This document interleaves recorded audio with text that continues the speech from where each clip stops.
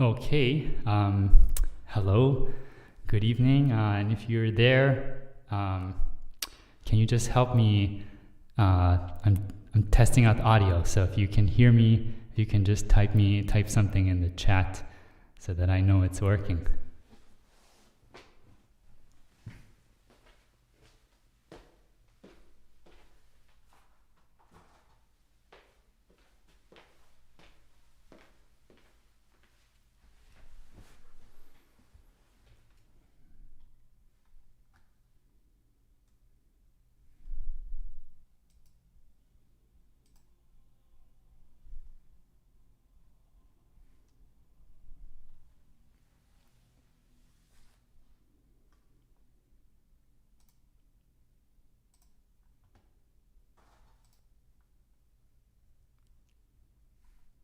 Okay.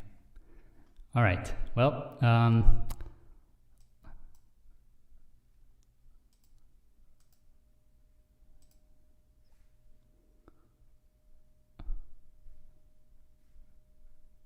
okay, great. All right. Well, just gonna get started, and so welcome everybody. This is what I'm going to call a Winter for Arts concert. And let me just pull up the program really quick here.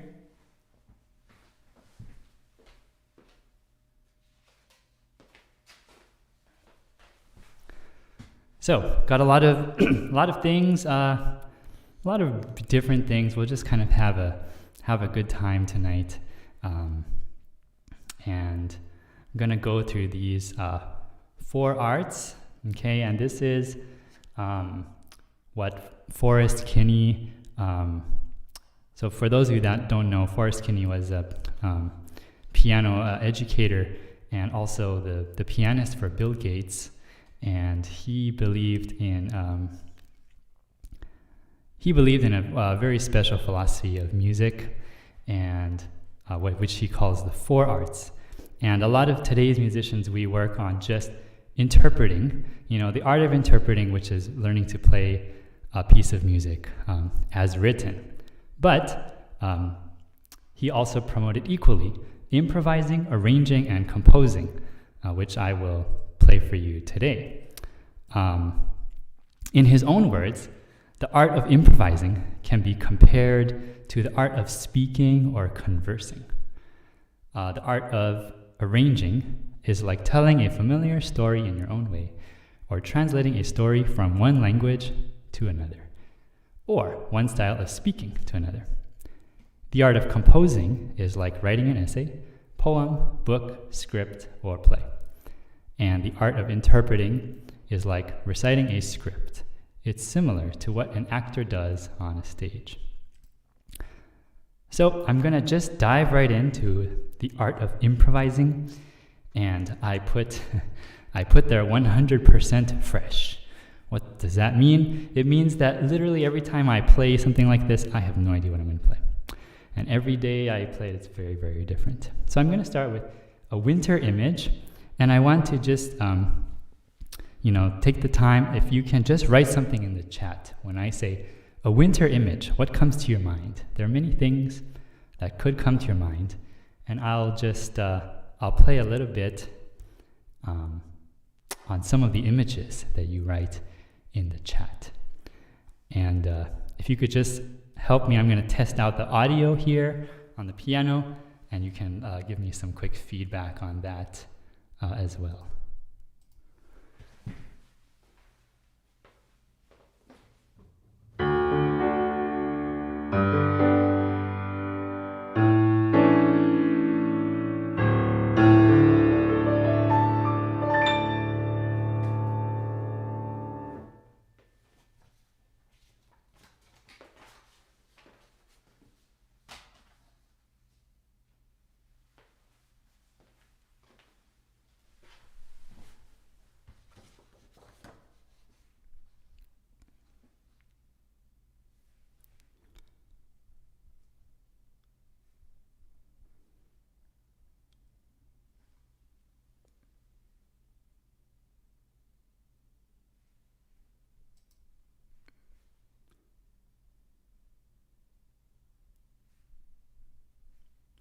Okay, so I'm going to play for you a winter image, and you can think about perhaps what images come to your mind when I play these various interludes.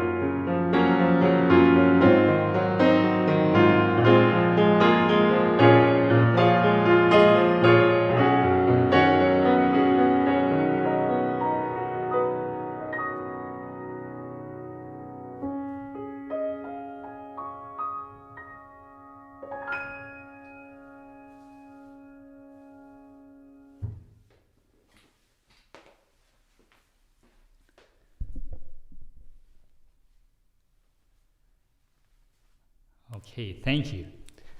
All right, yeah, thanks, Anne. Snow gently falling. Yeah, that's definitely, although in California, we don't get snow, but at least there's some rain recently, so that's been really good.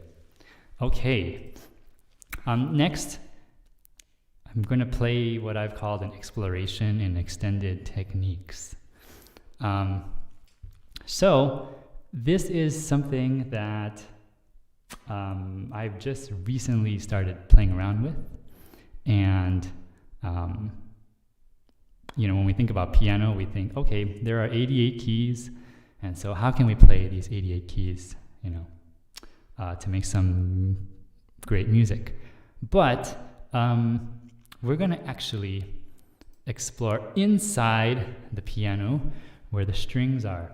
And I'm going to, number one, I'm going to pluck the strings instead of playing it with the keys, and you'll see what kind of sound that gives. And I promise you this has been deemed safe by my piano technician, but I wouldn't recommend doing this at home.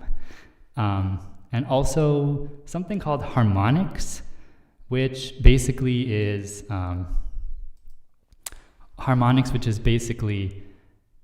if you play violin or guitar, it's kind of the ability to play a different pitch than the note that we're actually playing. And so, if there's any violinists or guitar string players out there in general, you want to tell people what harmonics are about, you can let them know. But anyway, that's the gist of harmonics on piano. So let's try that out, and we'll see where this goes. So this is an exploration in extended piano techniques.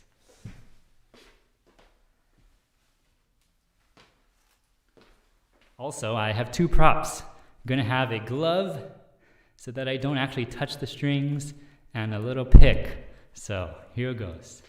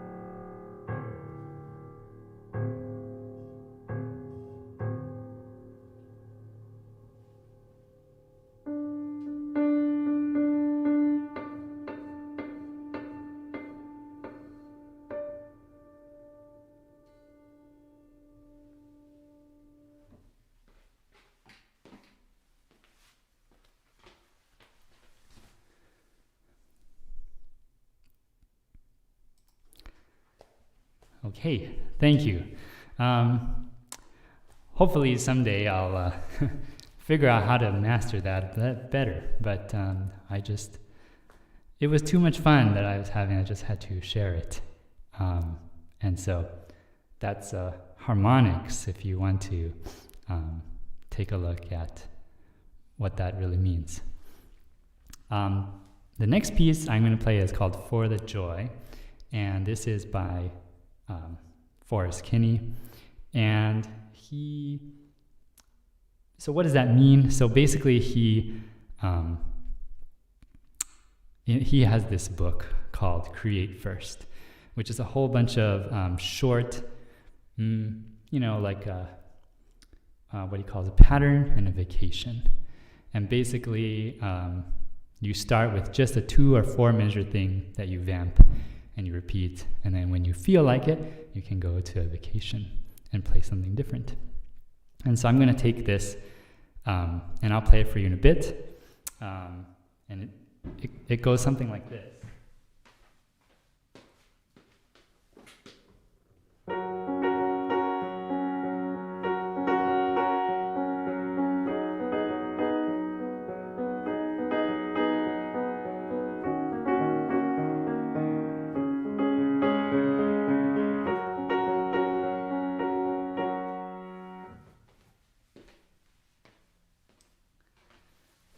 Okay, so that's what he's given as the starting point, and let's see where that takes us today. So this is For the Joy.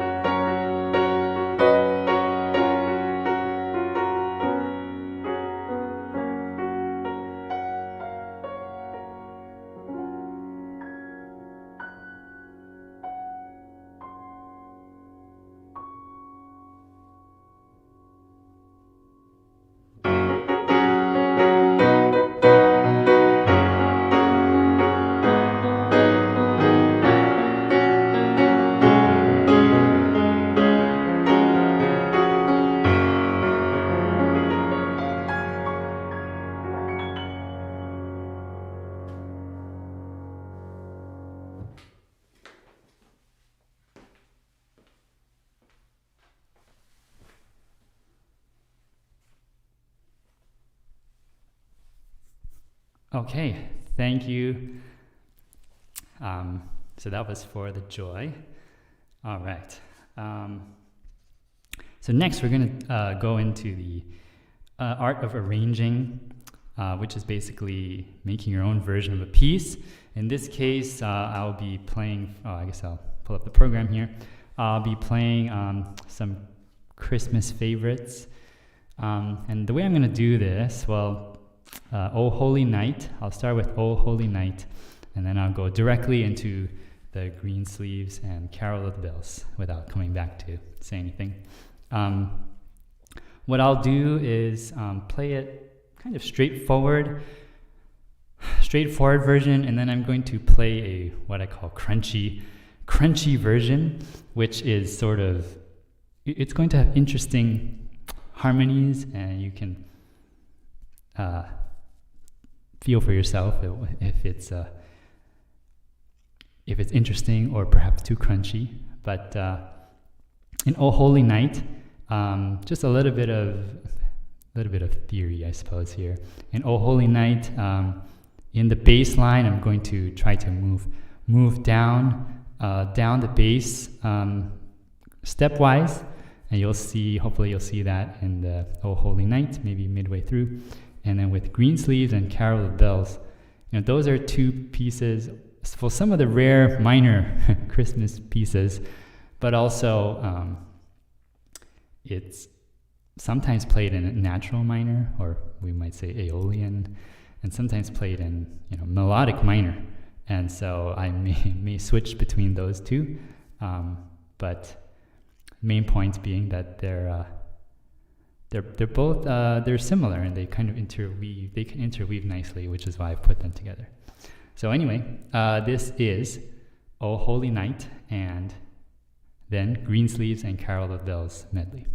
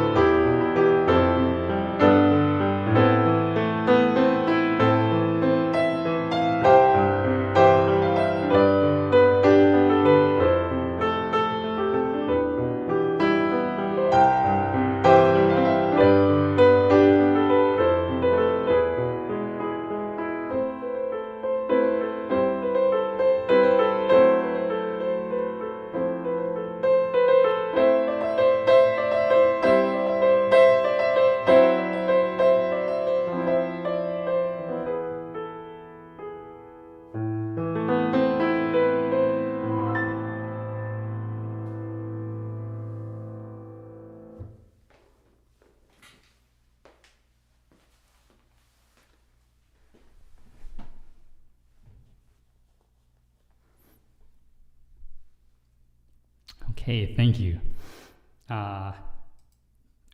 Okay, so that's Oh Holy Night, and then Green Sleeves and Carol of the Bells. Okay. Next, we're going to go to Merry Christmas, Darling. And so if you are, this is one of my favorites. It just has a lot of nice harmonies and just a really great melody, and just a nice song, especially if you are with, your special significant other. And this piece is also significant because one time I did have a lesson with Forrest Kinney, and it was Christmas season, and I took my fake book to Forrest Kinney, and we worked on this piece, and so it has some of the few markings that he made on this. So it's a special piece for me for for that reason as well. So anyway, this is Merry Christmas, Darling.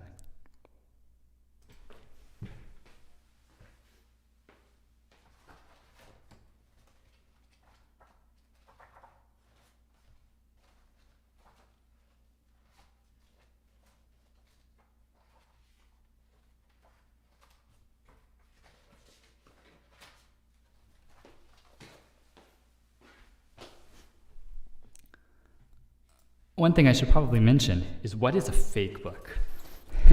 While we're at it. So it is literally called a fake book, and it is very thick, and it has a lot of songs. And I love this one because it has almost every Christmas song you can think of. And you can see here, this is what a lead sheet looks like, and it has some chord symbols and the melody, and the rest is up to you. So that's what a fake book is. Okay, so here is Merry Christmas, Darling.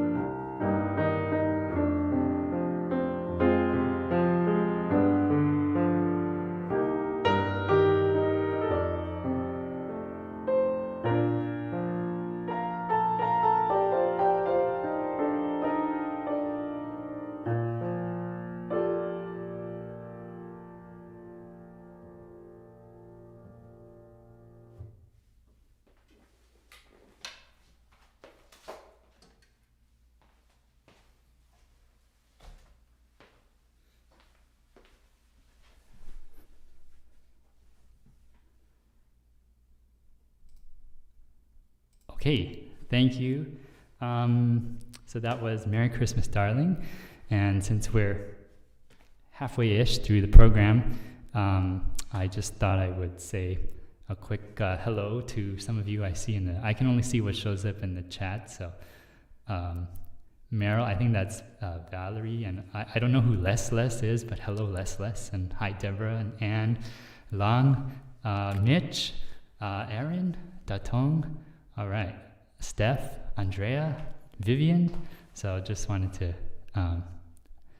say hello, and thanks for joining us tonight. Okay, next we're going to move on to art of composing, and I wrote here, what defines a composition anyway? Usually when we think of a composition, it's something that is fully notated and fully thought out, and I am definitely going to cheat, and because I don't have these fully notated, nor is it fully thought out. There's sort of, both of these pieces I'm technically composing, and I have a plan, and there's kind of a melody in place, but it's sort of, we'll be honest, there's a good amount of improv still in it. But anyway, it's on its way to some sort of composition. So the first one is called Can This Be? And over the past year, or over teaching for the past several years, a lot of students are into anime, and I've watched a few myself, and so this is I just thought I would write something that feels like a fun anime theme. And so can this be an anime theme? Can this be is also perhaps like a possible love story in many animes, or you can fill in can this be in any way that you like. Okay. All right, so this is Can This Be?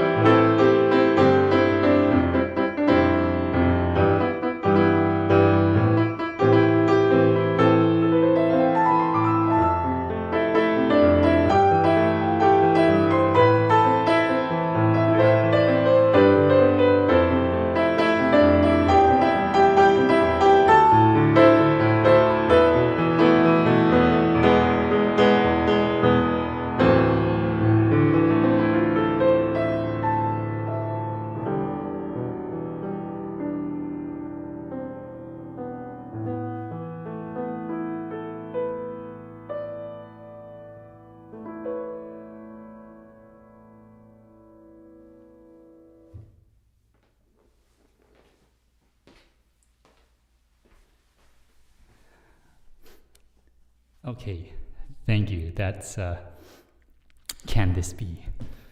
Okay. Oh, all right. So I see. Hi Myrna, and hi Bin, Dora, and Hang. Okay. The next piece is I'm calling a reflective moment, and essentially I'll tell you a little bit about the form of this piece first. So it's going to start in D major, relatively sometimes used as a fanfare key, and there's going to be kind of a pause in the middle, and I'll explain what that's a little bit about. And then in the second half, it's going to be in A flat major, and so it's kind of a reflection and of this year, and there's a lot of, in any given year, there's always a lot of things to reflect about, but of course this year is, I'm sure, great and not so great things. You've probably celebrated things, and also perhaps had other things that maybe didn't go as the way you hoped, and just want to use the space in the middle. Well, there'll be some silence. It's kind of our moment of silence, just to reflect on whatever comes to your mind. And after that moment of silence, it's going to come out. We're going to come out of it into A flat major. And so for the theory nerds out there, that's a D major and A flat are quite far apart. And it's kind of, after you come out of that moment of silence, to kind of, it brings us to a new place that's kind of sometimes jarring, where are we? But, everything kind of resolves, and we adapt, and we keep living our lives. So this piece is a reflective moment.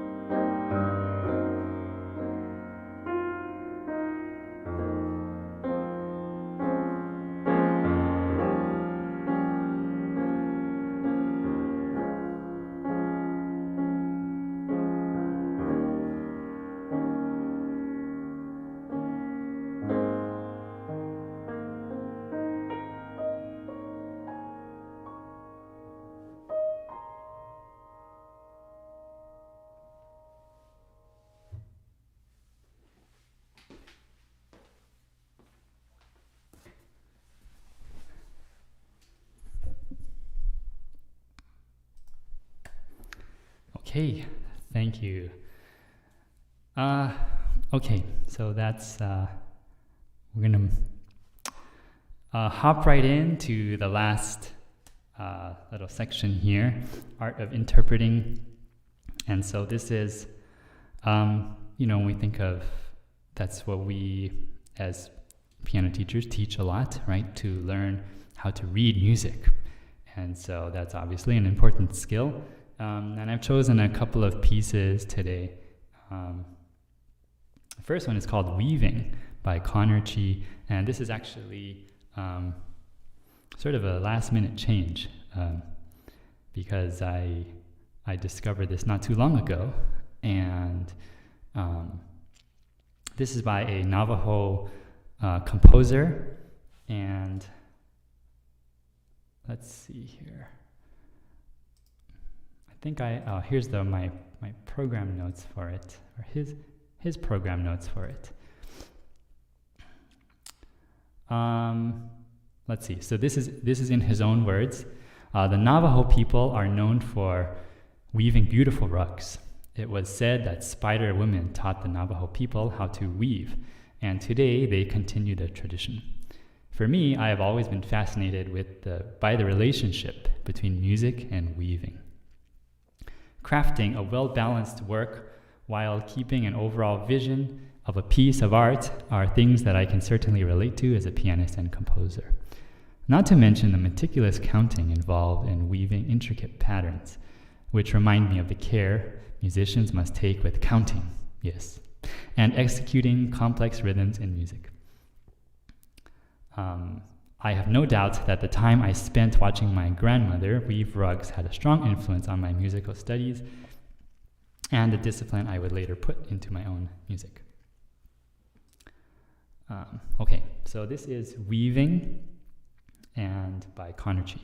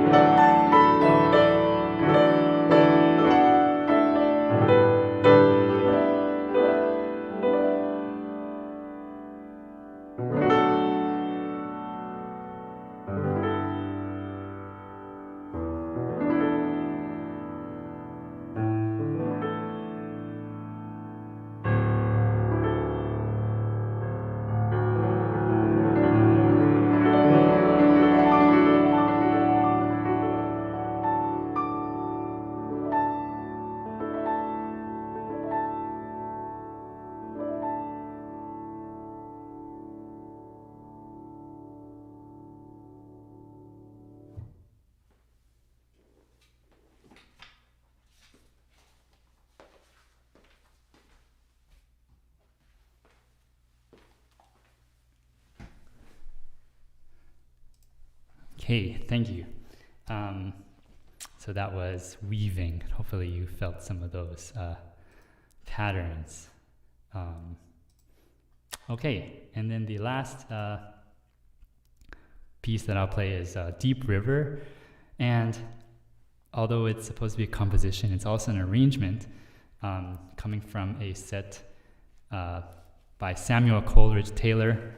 And here's a little bit of his bio. African-British composer Samuel Coleridge Taylor was one of the most recognized musicians at the turn of the 19th century in Europe and America.